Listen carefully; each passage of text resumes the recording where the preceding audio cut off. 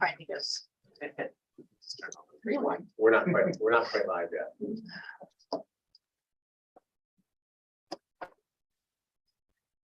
Not ready for prime time.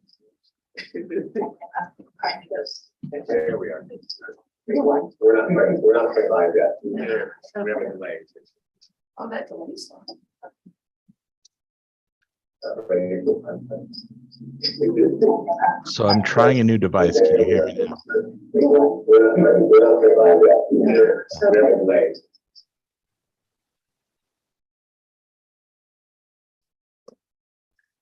Katie, good? Hello, yes. Oh, are we good? Are we on? Yes. Okay. One more time. Good evening, everyone. It's such a lovely way to be recognized, to be welcomed into this office. I really appreciate all of the warm welcome I've had.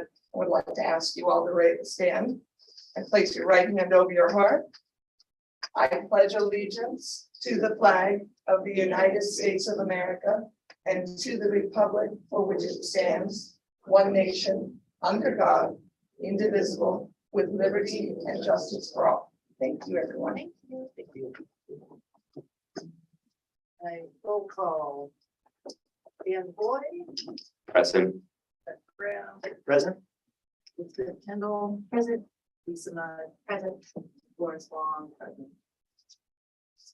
Item 8, approval of tonight's agenda. Is there a motion to approve the agenda? Make a motion to approve the agenda. I'll second. Elizabeth, all those in favor? Aye. Aye. All right, approval of minutes from August 9, 2022. Is there a motion to approve those minutes? I'll make a motion to approve the minutes from August 9, 2022. Thank you. Is there a second? I'll second. Good. All those in favor? Aye. Public statements related to agenda items. At the discretion of the Board of Trustees, the public may address the board on non-agenda items and or agenda items. If you choose to make a public statement, you must be present at the meeting and complete the blue request to address the Board of Trustees form and provide it to the superintendent's assistant. Please note that comments are limited to 3 minutes. The board president may increase or decrease the time allowed for public presentation, depending upon the topic and number of persons wishing to be heard. If your comment is on an item that is not on the agenda, then you will be asked to speak during the public statements related to non-agenda topics at the end of the meeting. If your comment is on an item that is on the agenda, then you will be called on to speak at the time of the agenda item. Okay, statement principle. Good evening once again, board members, President Wong, Superintendent Malpanitas, Cabinet, and Burlingame community, really. My name is Katie Von Husen, and I am the principal on special assignment for our district. I described myself earlier today over at Franklin during lunch to one of our students as the substitute principal or as an extra helper. And that seemed to go down just perfectly. And I'm privileged to support my colleagues at their school sites, as well as work on professional learning for our staff. Professional learning is kind of the theme for tonight's principal's report. Administrators, teachers in charge, and mental health providers started their professional learning for the 2022-2023 school year, the second week in August. Principals dove deeper into iReady Math. Administrators and teachers in charge worked through the Big 5 safety protocols, and our mental health collaborative got the Be Sensitive, Be Brave training. New teachers were welcomed this year at the New Teacher Institute on August 15th and 16th. Led by our veteran teachers, Claire Coney and Jen and Sarah, new teachers learned the lay of the land here in Burlingame and learned different ways to build classroom culture. On August 22nd and 23rd, over 200 staff members gathered at Franklin Elementary in Burlingame Intermediate for 2 days of professional learning. In different sessions, over 2 days, different grade levels and subject area teachers worked on topics as varied as learning through play, presented by staff from SMCOE for our TK through 2nd grade, illustrative mathematics, provided trainers for our 3rd through 5th grade teachers and secondary math teachers, PE teachers and music teachers met as departments to learn from peers, as did our TK teams. Kimochis, our SEL curriculum for our younger students, we were extra special lucky to be provided training by the CEO of Comochi's himself, Ned Kraft, for our primary grade teachers. Our mental health professionals provided training for their teacher colleagues on subjects like trauma-informed practices and zones of regulation. Professional learning evaluations, which were completed by participants, were overwhelmingly positive, and we look forward to the year ahead in professional learning. A little bit of first day news. All reports indicate that our first day of school was as smooth as it was exciting. Paloma Avenue in front of McKinley Elementary flowed smoothly. Principal Shmueli sent out a letter encouraging families to walk, and they responded enthusiastically.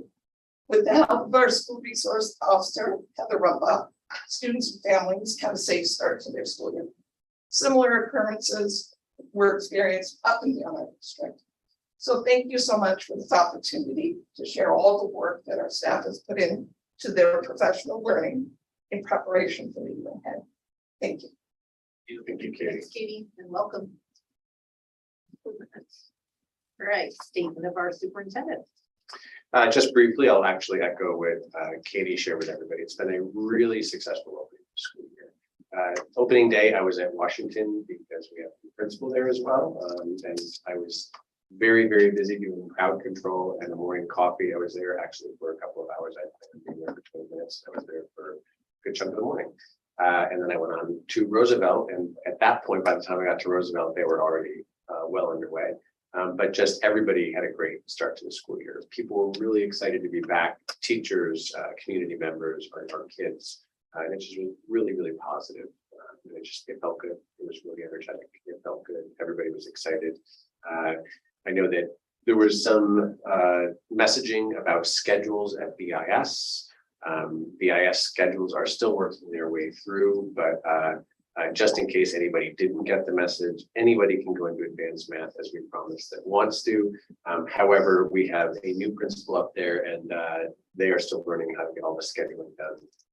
And that was a little bit clunky this year, but they looks like they have it under wraps. But just a super positive year. I was up at BIS today with Assistant Superintendent Silversmith as well as Washington again. In fact, I think we were gone most of the day at schools today. So it's been really busy and just really exciting and fun.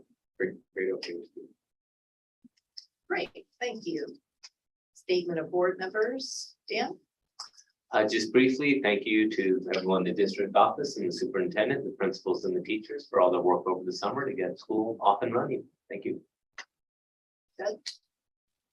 Yeah, just wanted to report a conversation with Jen Faber, the president of BCE.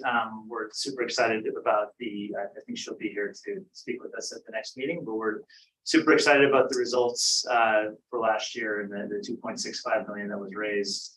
I also wanted to highlight that the fall gala for BCE the gala has moved to the fall, so it's coming up. It's November 5th. We just wanted to make sure everyone gets the word that it's going to be a permanent change from the spring to the fall. Jen asked me to pass that along to our viewers, hopefully. Super excited about the start of school, and that's all for me. Thank you, Elizabeth. Yeah, I'm so happy to hear about how well the school year is off and running, and I'm just looking forward to having this rest. So thanks. Lisa?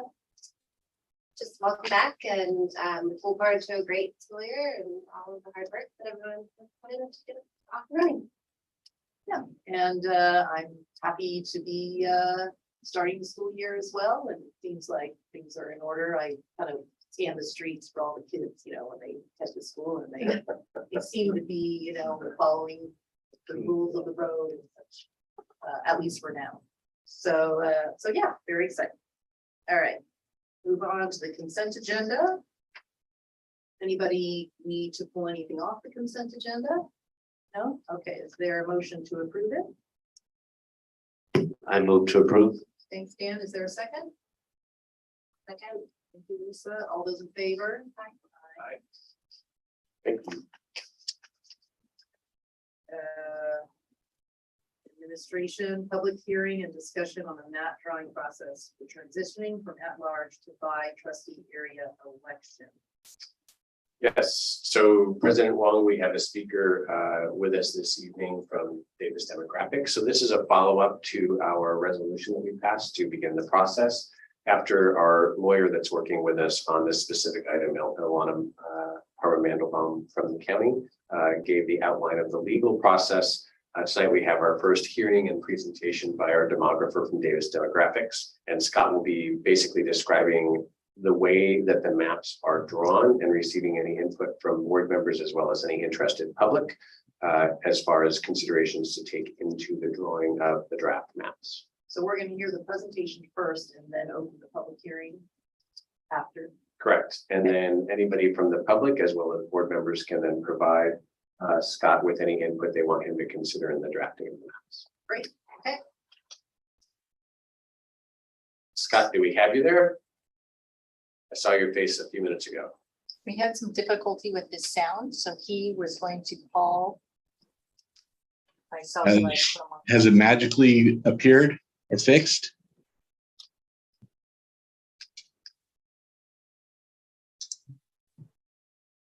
Can't hear you, Scott, if you're talking.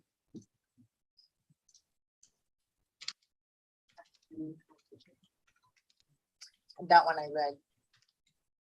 Said he would call.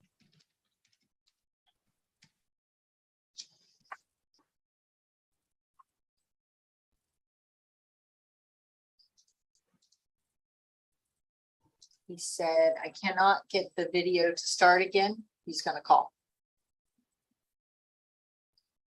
Okay, we want to split up the presentation in preparation for him joining us.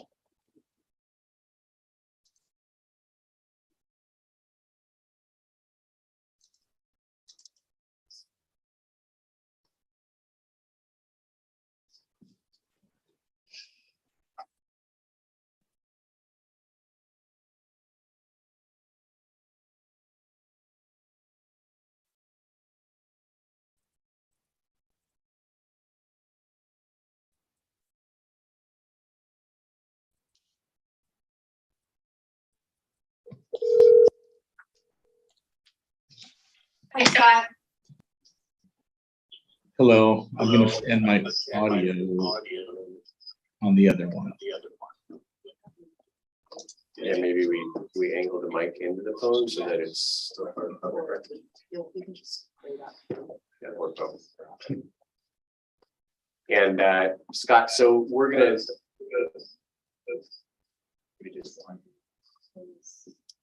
We're gonna move the slideshow forward for you, and if you can speak to it, and hopefully this will work. And for next time, hope we'll get it figured out. Should we disconnect from there so we don't get the reverb? He would need to mute on his end. Okay, and if you could mute your computer audio because we now have you coming through the phone.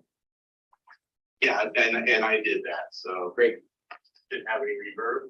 Well, this is a fun start to this process. I apologize for that. Everything seems to be working correctly.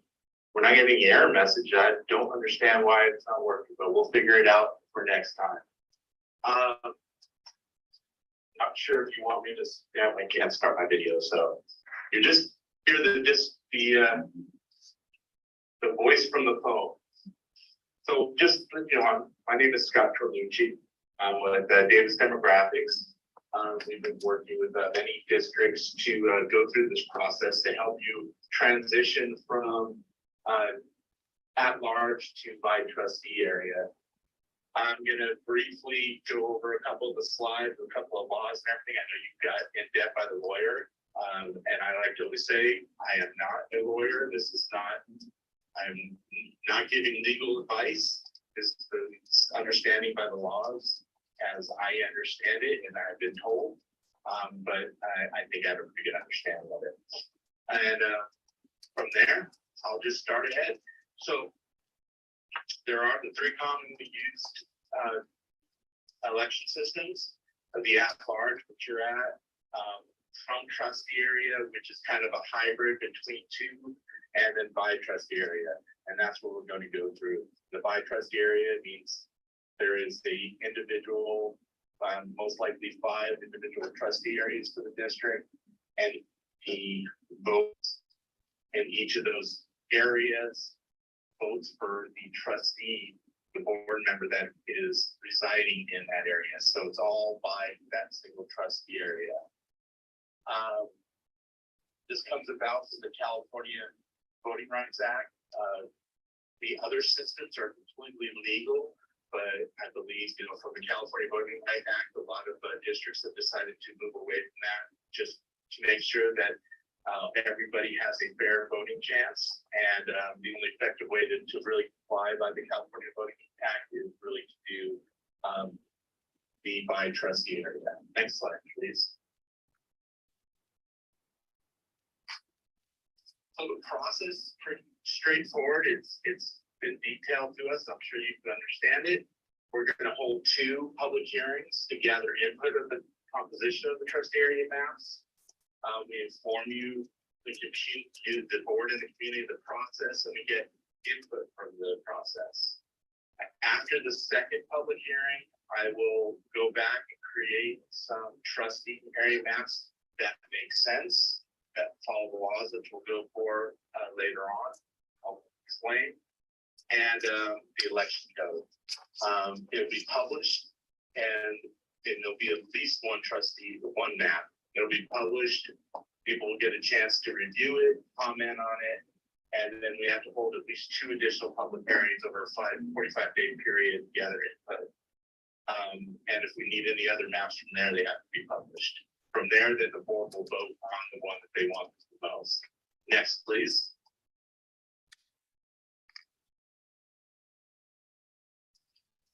So when we're looking at these trustee areas, there's some considerations we have to take. The primary consideration is to comply with the CVRA, and that's to achieve population equity as near as practical. So what we want to do is make sure that we look at the total population, and what it is not citizens nor voters, it's the total population based on the 2020 census. So we have the district broken down into census blocks with that population. And then what we're trying to do is hit a target of getting an average of that. So with 32,685 population residents in your attendance area, your district area, we're going to divide that by 5, and my target is going to be about 6,537 per. What we want to do is the highest to lowest has to be between 10%, between the highest number. So really effectively of that 6,500, we only have 5% leeway, one or the other. You could have 8% over and 2% below, but it has to be that 10%. What we're going to try to do is bring it down to a little one, the different scenarios we do. Next, please. So the secondary considerations. So that's our first. The first one is this is our goal. This is what we have to do. But we do have other considerations. We have to comply with all the federal voting rights acts, all the laws there. So we can't do any cracking or packing. And those are splitting up like-minded voters or packing like-minded voters into one area or splitting them up. So basically either one of these reduces their impact.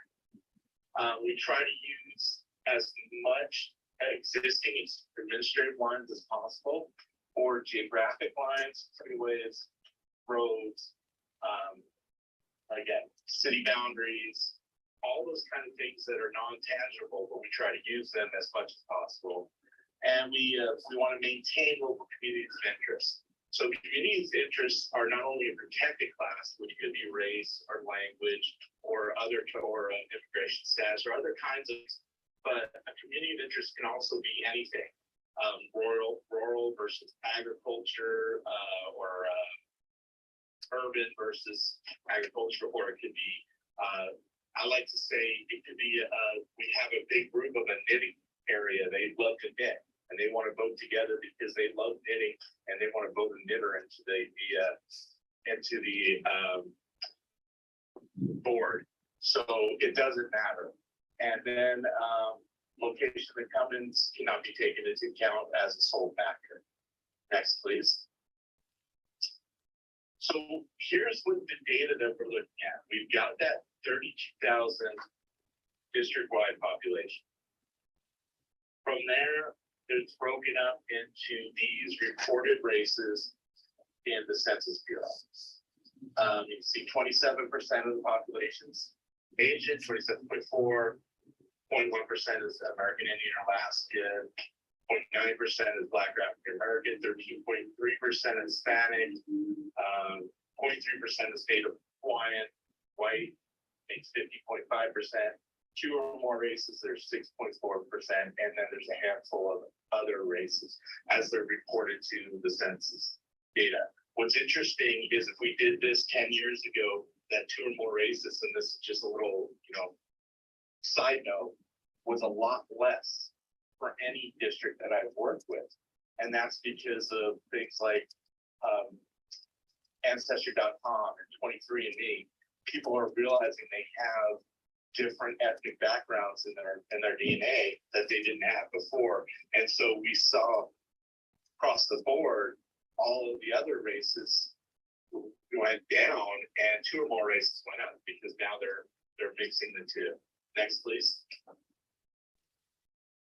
So we're also going to look at citizen by voting age population.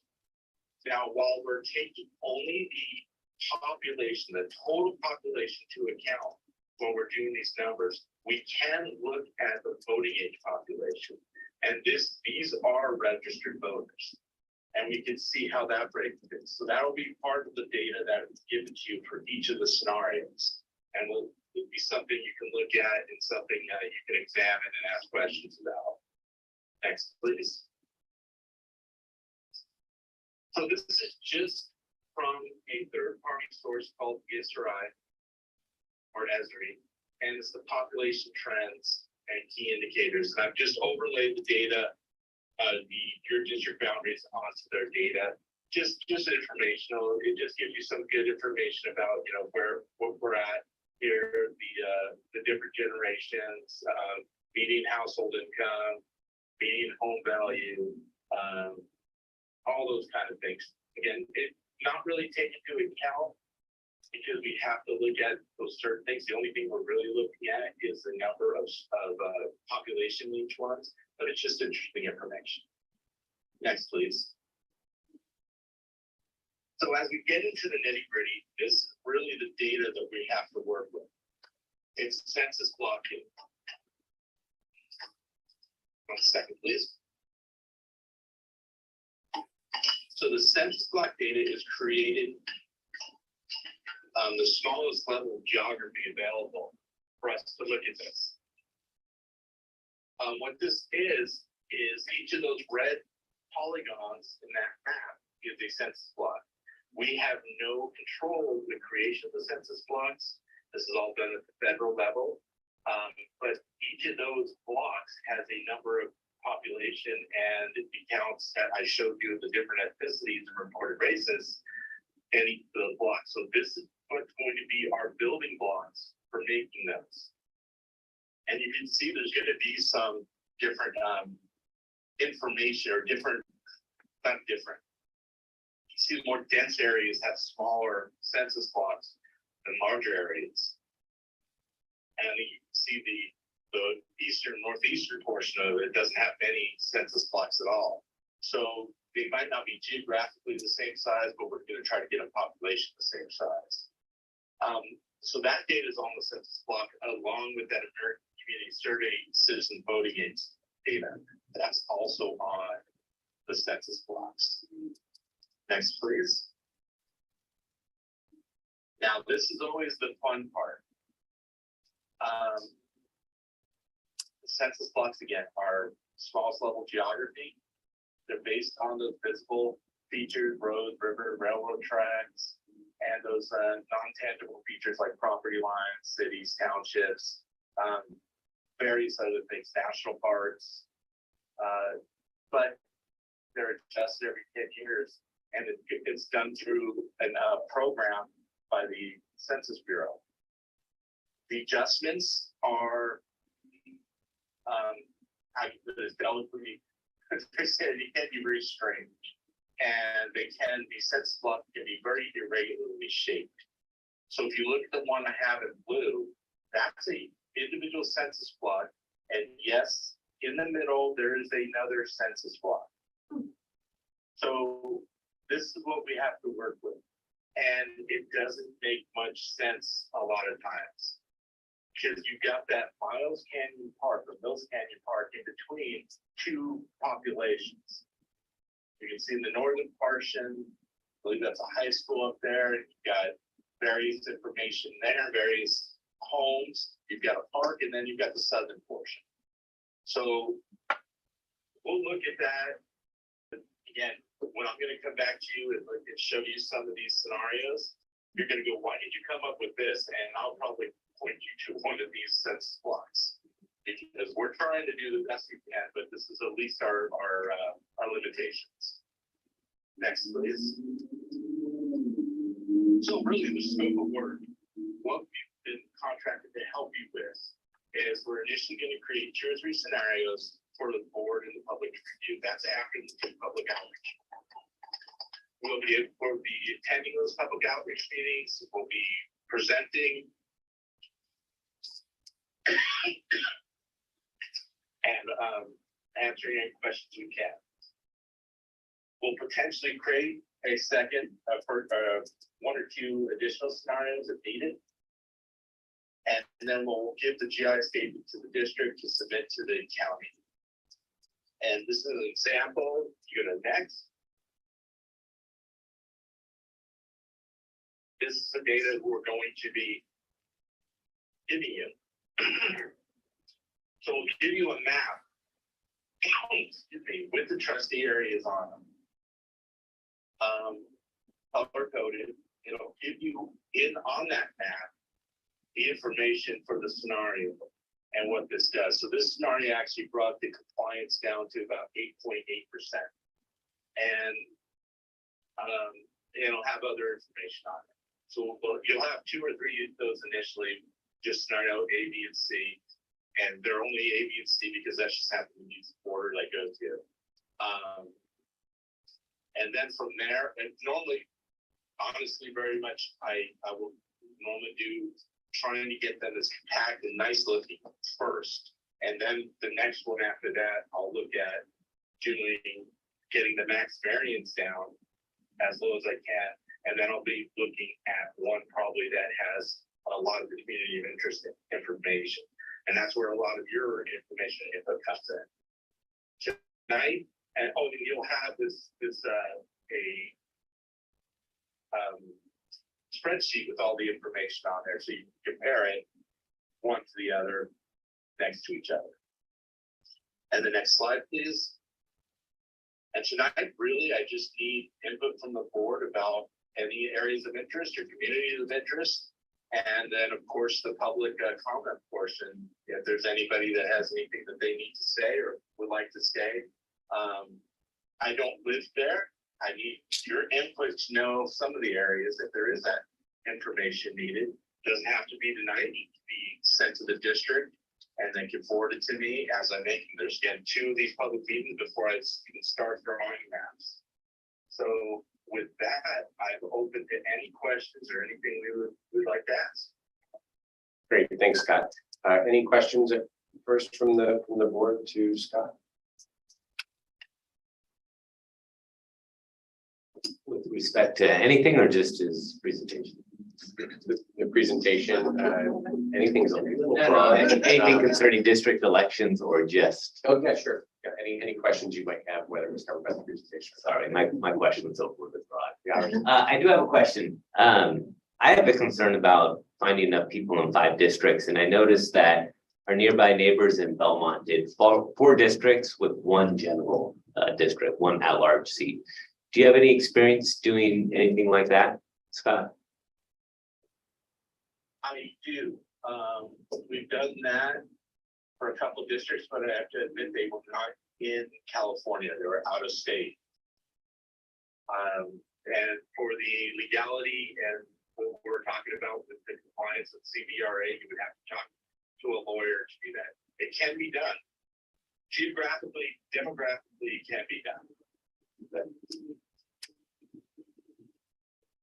Is that something you'd like us to ask Alana, whether that's possible? Yeah, I did ask her in the meeting we had at Franklin. And her answer was she wasn't 100% sure. She wouldn't think it'd be as strong, but she would have to look into it further, which is a great legal answer, by the way. I need to research it and get back to From one lawyer to it. another. Never goes wrong. Never goes wrong.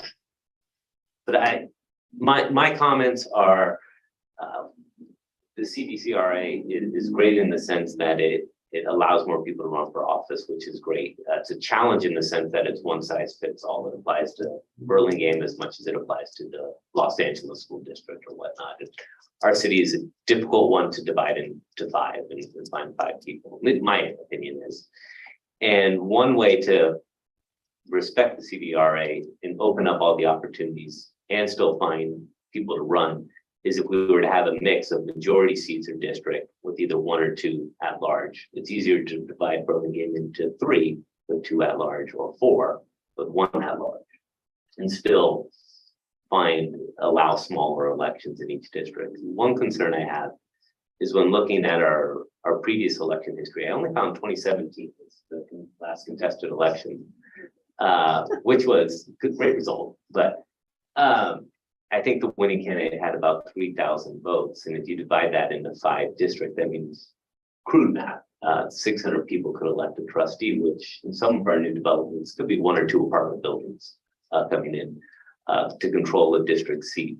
And so I would like the districts to be large, yet small, and as Scott said, compacted without packing.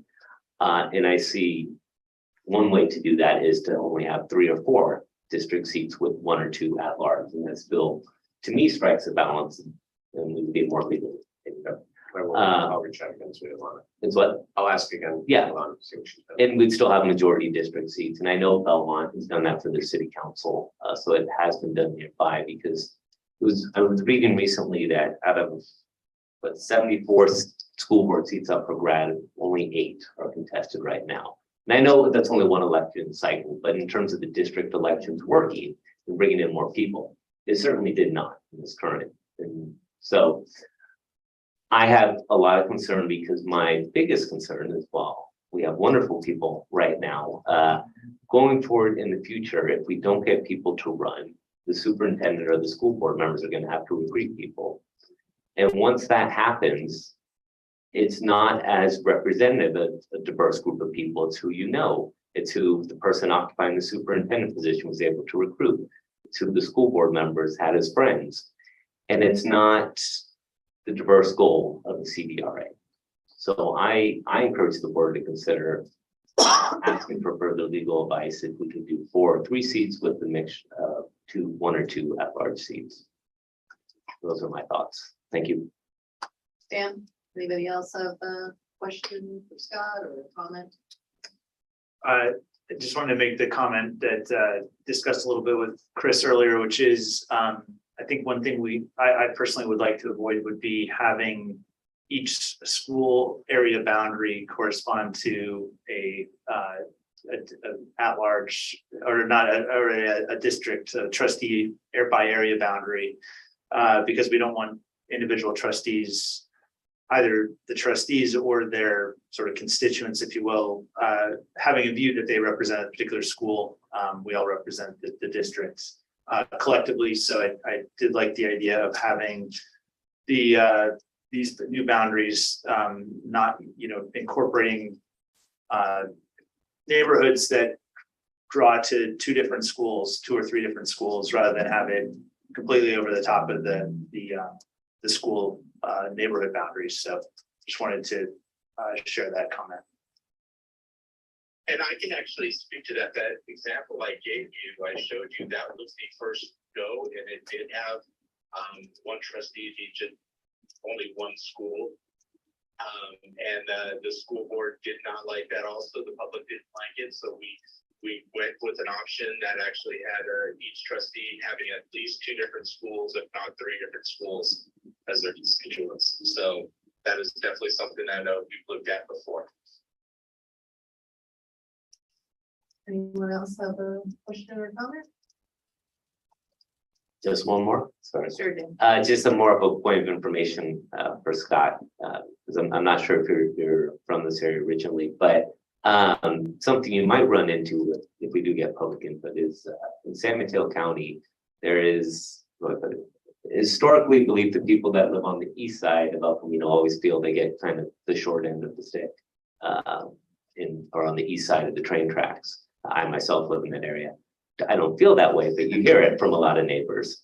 So just something to keep in mind in terms of some of the attitudes you may hear when dividing up things into districts. Thank you, appreciate that input. Good question. I'm sorry if I missed this. What happens as we go forward when our population density shifts? So the maps, and Scott can correct me if I'm wrong, but the maps have to be redrawn after every census. So every 10 years. So this year's process for districts in this county that have already gone to by area elections, the demographer hired by the county looked to see whether there were any major shifts and told districts whether they had to hire somebody to redraw or not. Thank you. Yeah. That's absolutely correct. All right, well, should I formally open the public hearing? Sounds good. And just so that you know, Scott, no one has joined us other than the board. And then, of course, if the board has input to provide to Scott to consider while drawing maps, that's the time to do it as well. All right, so I open the public hearing. Seeing there are no comments, we close the public hearing. All right, I think you can still ask questions now. I feel like I said everything. Okay. Yeah, I mean, so early in the process. Yeah, Yeah, so you just do it. So I think I will also, if the board would like me to, during this week's newsletter, I will put a little hyperlink so that if anybody wants to provide us just with electronic feedback, that they're welcome to. Since we don't seem to be garnering a huge level of interest in the process, then at least there's another avenue for folks to participate if they would like. But does the board have any other thoughts or ideas for Scott to consider? Because he is not here, so if there's anything that you would like to provide to him, that's helpful. Yeah, I mean, in terms of one of the protected groups, if you're looking at what might be even remotely a concentrated group, racial group in Burlingame, it would probably be Asian, and it would be mostly in the catchment area for Franklin, so along Truesdale, around that area up and down. I would guess, I haven't looked at the census results, that's the higher density population of our Asian American families than in any other part of Burlingame, but in truth, Burlingame is pretty mixed up all over the place, and it's not, there's no, neighborhood that fits one type of, resident. So, but if you wanted to find a group, it might be the Asian American families that go to Franklin. Okay, thank you for that information. I tend to find that a lot of districts, they're just each of the trustee areas is kind of just a smaller version of the district as a whole. If there's no really distinct neighborhoods, then they'll just say pretty close to the same percentages as the whole, just for each individual district. But that'll be part of the process. We'll see what we can get, and we'll go from there. And how many proposed maps are you going to be after the 2 input sessions? How many proposed maps do you anticipate providing to the board and the community? I'm at least going to do 2, most likely 3. And I think somebody else alluded to, it's going to be very hard to split up this district. I've already know that this is going to be a difficult one.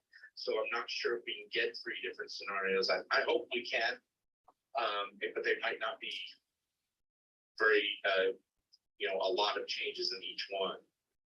So I'll definitely do 2 first, and then possibly a third, probably a third. And then we'll go from there if we need to adjust and do any more. Scott, can I ask a question? Because most of this presentation, because most of this presentation is, very, it's probably been, you've done it numerous times. Do you have it translated in other languages, like simplified Chinese or Spanish already? I do not. No, that's an excellent question. It's something that we'll get for somebody our next one, but I do not. I'm just wondering if we're gonna link it. It would be great for us to be able to get it. I'm just thinking if he's already done it for other districts then. I'll look to see if because everybody posts it on their websites and everything. I'll look to see if any of my other districts have. Thank you. That's a great point, great question. One more question, but I promise it's a Keep going. an easy one.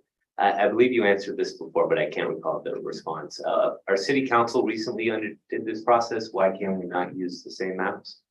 So, well, we aren't precluded from using the same maps. The only thing that we need to take into mind is we do have parts of our school district which are not incorporated in the city. So there's a significant development currently, one in the Hoover area and one in the Franklin area that are actually not technically a part of the city of Burlingame. They're unincorporated portions of the county. So we do have a slightly different population to look at. What I heard Scott referencing as far as it's tough to create maps given the spread of Burlingame population and demography. That's actually what the city has shared with me. Although they did end up creating a map, and I haven't looked at it thoroughly, so I can't really give you any commentary on it. But they did manage to create a map that did have a minority population group, one of the protected groups, but it was quite a bit of work for them to do so. Scott, it's Doug Brown. I had just one more input for you before you get started. Speaking for myself, I don't think the location of the incumbents in our present board's addresses should be a significant factor. I would prefer that you take a longer term view of the project. So. Yeah, and that's absolutely fine. It will not come into play at this point. Speak for everyone now. I have not provided your addresses. Well, that's also. And I believe I did ask for that information, and I was told the board decided not to have that given to me. So Great, thank you. Yeah, your initial discussions that wasn't, so I just didn't provide. Okay, and just to review, our next step is another hearing. And then We have to do one more hearing to provide for public input. We will then receive whatever draft maps Scott has come up with. And then we have meetings for you and any other interested public to give comments on the drafts. And then after those two different input sessions, we then have a session for you, which, then we can revise them. And then we basically adopt a map after seeing what the revision and drafts look like. I think we'll have more interest once there are drafts. Yeah. Just get. And will the next hearing be a special meeting or? It is our September 13th regular board meeting. So some of them are special because we need more meetings than we typically have, and some of them we fit into our regular schedule. Great. Okay. All right. So we're done. Thank you, Scott. you're very welcome. Thank you, Scott. Good night. Thank you. Thank you. And I have read anything. Thank you. You too. All right. Public statements related to non-agenda items. Are there any public statements for non-agenda items, Kirsten? No, there is not present one. Okay. Board requested items. We have presentation on early literacy, probably September. Deep dive into data from the Health Kids Survey, probably in April and spring. Update on implementation of new curricula, and probably that'll be in May. Are there any other board requested items? Nope. All right. So next is adjournment. Is there a motion to adjourn tonight's meeting?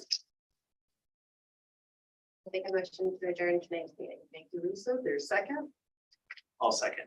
Doug, all those in favor? Aye. Thank you. Thank you.